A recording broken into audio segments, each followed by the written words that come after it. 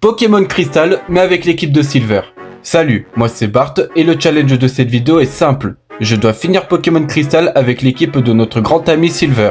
Son équipe se compose de son starter Alligator comme indiqué dans le manga, d'un Ostanfer, d'un Magnéton, d'un Alakazam, d'un Ectoplasma et d'un Farfuré.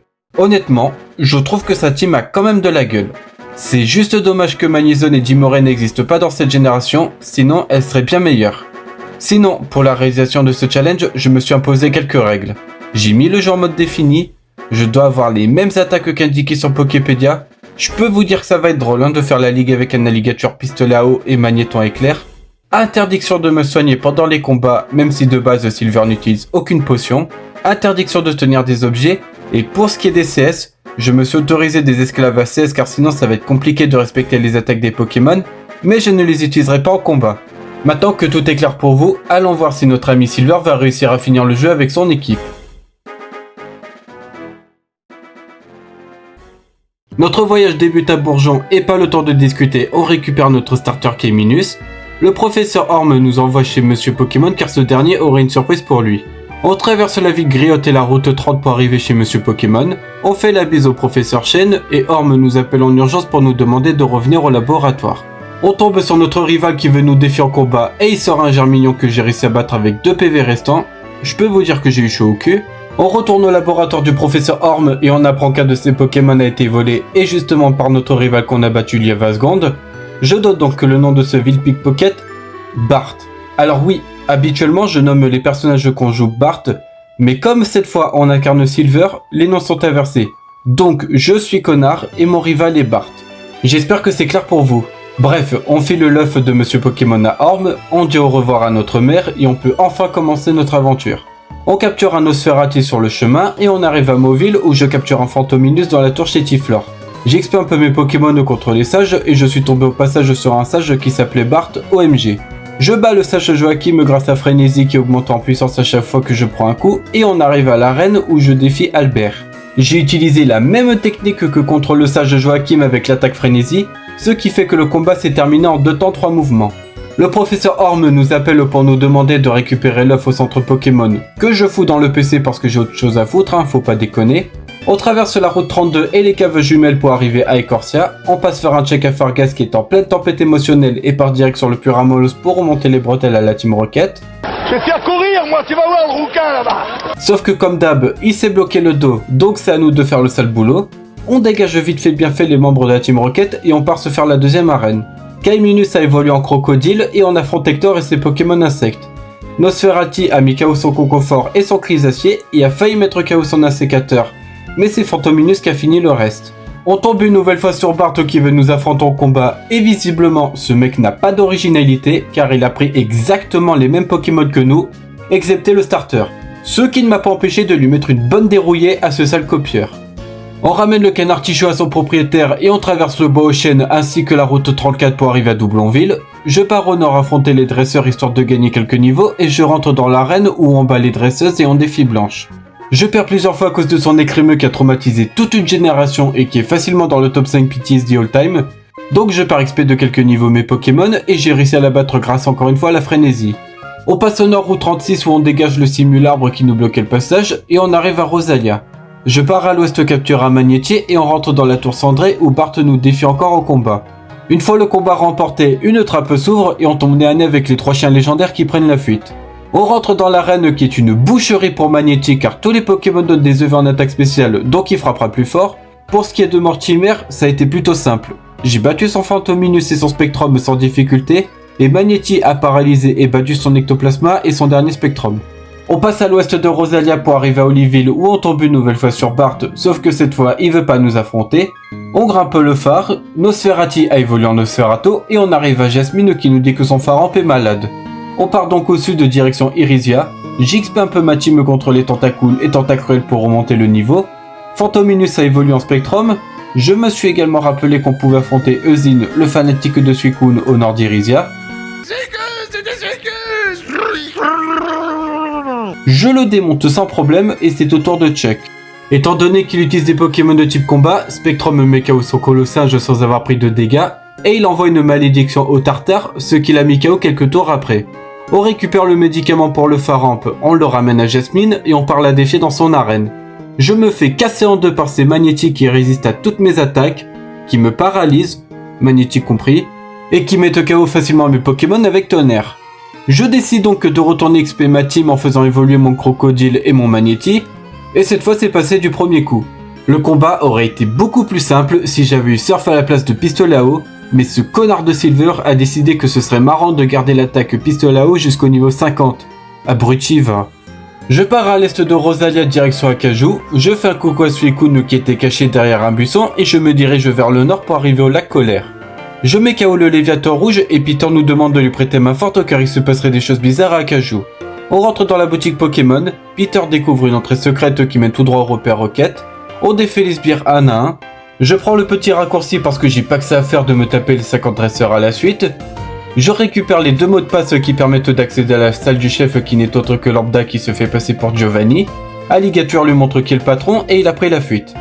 On ouvre le portail qui mène tout droit à des électrodes qui se font maltraiter, Ariane et un sbire random viennent m'empêcher d'accomplir notre mission et Peter arrive pour me prêter main forte. On les dégage illico presto et on s'occupe de mettre KO les électrodes, Peter me donne la selle siphon et s'en va. Je rentre dans l'arène, combat les dresseurs et défie Fredo. Magneto met KO son Notaria et son Lamentine, Alligator a failli mettre KO son Cochignon, sauf qu'il s'est fait geler par Blizzard et n'a jamais réussi à se libérer de la glace, donc c'est Nosferalto qui a dû finir le boulot. Orme m'appelle en panique car la Team Rocket aurait pris d'assaut la radio de Doublonville et me demande de m'y rendre en 4ème vitesse. Je me rends donc là-bas, explose les sbires un à un, je tombe de nouveau sur Lambda qui cette fois se fait passer pour le directeur. Je lui éclate la gueule une nouvelle fois et il me donne la clé qui permet d'ouvrir le sous-sol de Doublonville, là où se trouve le vrai directeur. On tombe encore une fois sur Bart qui a été horrible à affronter à cause de son Magnéti et de son Méganium qui ont paralysé toute mon équipe avec cage éclair et plaquage. Je tombe sur le directeur qui me donne la carte magnétique qui me donne accès au 2e étage, je bats les commandants restants et tombe sur Amos qui avait pris les commandes de la Team Rocket après le départ de Giovanni. Nosferalto lui a fait mordre la poussière lui et ses Pokémon, et comme l'a fait Giovanni il y a 3 ans, il décide de dissoudre la Team Rocket à son tour. Maintenant que la Team Rocket a été définitivement battue, on part à l'est d'Akaju, je capture un Farfuré dans la grotte de glace, et si vous vous demandez pourquoi il y a une Pokéball à côté de son nom, c'est parce que j'en ai capturé un juste avant, mais j'ai envoyé mon esclave à CS au combat pour le capturer, et j'ai pas trouvé ça très fair-play, donc j'en ai capturé un autre. On arrive à Ebenel, comme d'hab, je rentre dans l'arène, affronte les dresseurs, déplace les rochers à la con pour me faire un chemin pour arriver jusqu'à Sandra. Spectrum a évolué en Ectoplasma et si vous vous demandez comment j'ai fait pour le faire évoluer, il existe une fonction sur le logiciel Randomizer qui permet de faire évoluer les Pokémon qui évoluent par échange mais via niveau. Bon bref, maintenant il est temps d'affronter Sandra. Si on enlève le fait qu'elle a paralysé la moitié de mon équipe, le combat a été super simple. Elle fait un caca nerveux car c'est une mauvaise perdante et m'envoie dans le temple au fond de l'entre-dragon pour prouver ma valeur. Je réponds aux questions, même si à un moment le vieux a fait la sourde oreille car la réponse que je lui ai donnée ne lui a pas plu. Je n'entends rien du tout, la la la la. Et Sandra finit par me donner mon dernier badge. Mais avant d'attaquer la route victoire, il me reste un dernier Pokémon à capturer, Anabra. Je pars donc au sud de Doublonville et capture mon dernier Pokémon. Je le fais XP pour qu'il évolue en Kadabra, puis en Alakazam. Et maintenant mon équipe est au complet et parée pour la route victoire. On traverse la route 27 et la route victoire où Bart nous arrête pour un combat que je remporte facilement grâce à Alakazam avec Psycho. Histoire d'être quand même bien en niveau sans trop abuser, je décide de d'XP toute ma team aux alentours du niveau 41-45. Et on commence par Clément, spécialiste du type Psy. Farfuré a mis KO son premier Xatu avant de tomber KO contre son Lipotou. Ectoplasma l'a fini derrière avant de tomber KO contre son autre Coco. Nosferalto l'a mis KO et idem pour son Flagados et Magneto a fini son dernier Xatu. Pour Koga, ça a été simple. Alakazam a one-shot son Megalos et son Grotan Morve. Son Fortress a fait explosion sur Alligator. Nosferalto a mis KO son Aéromite et Magneto a fait sa fête à son Ostenfer. Pour Aldo, Alligator a one-shot Onyx, a mis KO son Tignon, a bien amoché son Kikli avant de tomber KO à cause de la vantardise et pied voltige. Ectoplasma l'a mis KO derrière et a bien affaibli son Macogneur avant de se faire terminer par Nosferalto. Pour Marion, j'ai paralysé son Octali et je l'ai mis KO avec Farfuré après des échanges de taillades qui rataient à cause de jets de sable. Alligator est tombé KO contre son Démolos et Nosferalto l'a fini derrière. Il a également mis KO son ectoplasma grâce à morsure et à la confusion. Magneton a failli mettre KO son cornèbre mais il a utilisé Cyclone, donc c'est Ectoplasma qui l'a fini derrière. Et Alakazam a one-shot son Rafflesia. Et pour finir, Peter. Oh mon dieu Peter. Je pensais pas que j'allais autant galérer. Déjà, son Léviator n'a rien fait à part utiliser Danse Pluie. Tous ses Dracolos sont cagés clairs.